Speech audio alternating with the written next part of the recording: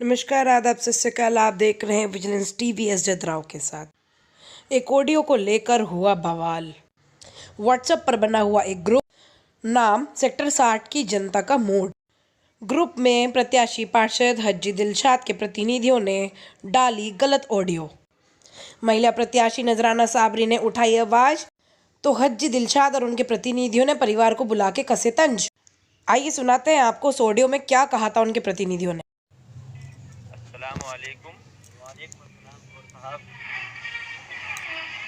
मैं एक शेयर अर्ज करना चाहता हूँ सभी ग्रुप वासियों के लिए और वार्ड नंबर 7 के लिए। मुलायजा फरमाए। ऊंचे ऊंचे दरबारों से क्या लेना। अरे वाह, अरे गौर साहब वाह। ऊंचे ऊंचे दरबारों से क्या लेना, वाह क्या कहने। नंगे भूखे बेचारों से क्या लेना। वाह जी वाह, वाह वाह। अपना होने वाला पार्षद हाजी मोहम्मद दिलशाद है। अरे वाह, बड़ी मोहब्बत है, आला, बहुत आला। इन छोटे छोटे कैंडिडेटों से क्या लेना। अरे वाह, जीत लिया ये मतलब, और साथ जीत लिया हाजी मोहम्मद दिलशाद को। जिंदाबाद जिंदाबाद अल्लाह। तो ये सुनी आपने वो ऑडियो, और दिखाते हैं आपको अब क्या कहा नजराना साबरी ने। इस वक्त हम मौजूद हैं खाता खेड़ी के वार्ड 60 में, और यहाँ पर पार्षद प्रत्याशी हैं नजराना साबरी जी। नजराना साबरी जी, इस वक्त हम आपसे कुछ ख़ास बातचीत करेंगे जिसके लिए यहाँ पर हम आए हैं। आप ये बताइए सबसे पहली बात कि आप पार्षद प्रत्याशी हैं, तो यहाँ पर क्या ऐसी समस्या आपके सामने आई जिनको लेकर आपने ये निर्णय लिया पार्षद के चुनाव के लिए।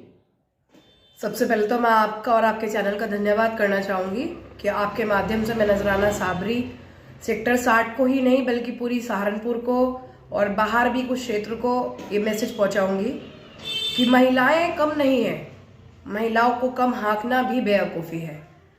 महिलाओं ने बहुत उम्दे उम्दे काम हिंदुस्तान के लिए नहीं पूरे वर्ल्ड के लिए करे हैं।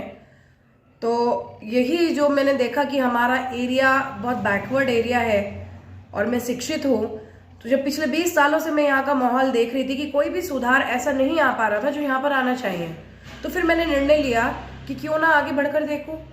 हो सकता है एक्टिव हूँ, सक्रिय हूँ, फील्ड में तकरीबन 25-30 साल से मैं काम कर रही हूँ, तो हो सकता है कुछ मेरे स्टेप उठाने से जनता का कुछ फ़ायदा हो सके। तो ये जो ज्ञान ईश्वर की तरफ से मुझे मिला है इसका भी फ़ायदा होगा। अच्छा, जैसे आप महिला हैं तो आपको महिला के लेकर के कोई समस्या तो नहीं आ रही है वार्ड के अंदर?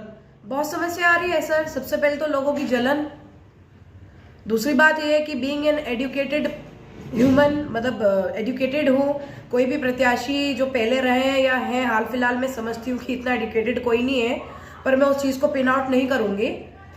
लेकिन अभी लेटेस्ट ऐसा हुआ है कि हमने एक ग्रुप बना रखा था वार्ड 60 की जनता का मूड, उसमें सभी मौजूदा पार्षद और प्रत्याशी जितने भी हैं सभी लोग इन्वॉल्व थे।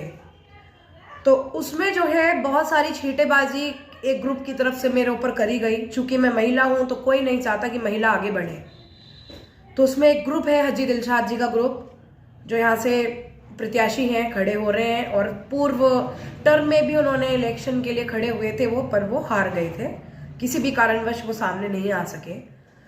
तो वो लगातार पिछले 3 दिन से उनकी प्रतिनिधि और वो खुद उस ग्रुप के अंदर कभी तो दीन का हवाला देकर मुझे कह रहे हैं कि महिला है, घर से बाहर नहीं निकलना चाहिए, बेपर्दगी नहीं होनी चाहिए।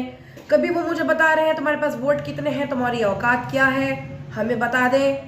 यानी कि एक सेटलमेंट कर रहे हैं, ये नहीं समझ आ पा रहा, या फिर वो समर्थन मांग रहे हैं, ये नहीं समझ आ पा रहा। फिर जब मैंने उनको जवाब दिए कि आप इतने अगर सक्रिय हैं तो पिछले 5 वर्षों से बेशक यहाँ के पार्षद जो है हज्जी शाहनवाज रहे, लेकिन उन्होंने जो चीजें नहीं करी, आप बेशक हार भी गए थे पर आप खड़े तो हुए थे इलेक्शंस के लिए, तो आप उन चीजों को करके दिखाते पब्लिक को।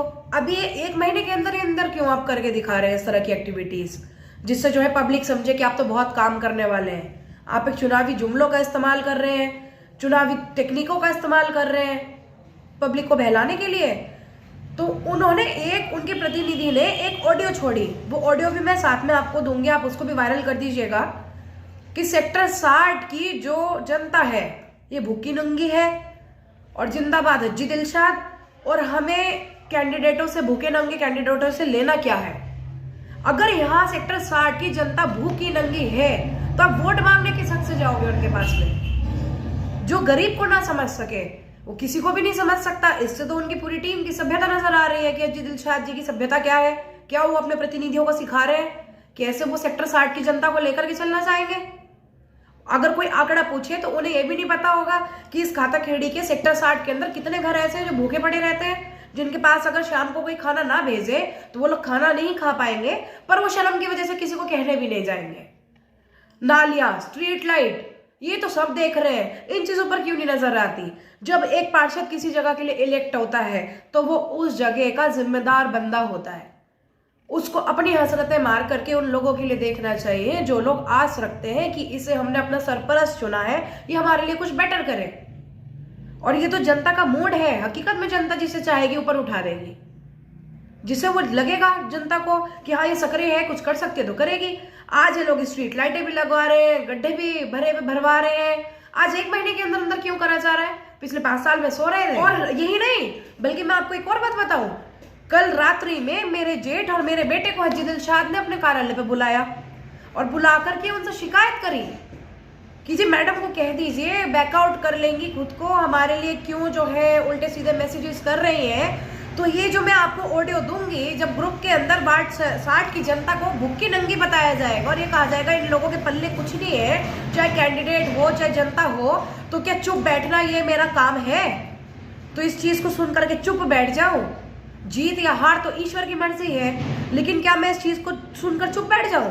अगर आपको मेरे से कोई शिकायत थी, आप मुझे डायरेक्ट कॉल करते, मेरे से बात करते, मेरे कार्यालय पर आते, आपकी किसी बात को घेरा जाता, समझा ना जाता, तब आप कहने का दायित्व रखते थे। और ये तो चुनावी मैदान है, इसमें तो हर किसी को कुछ भी कहने का राइट है जो सही हो।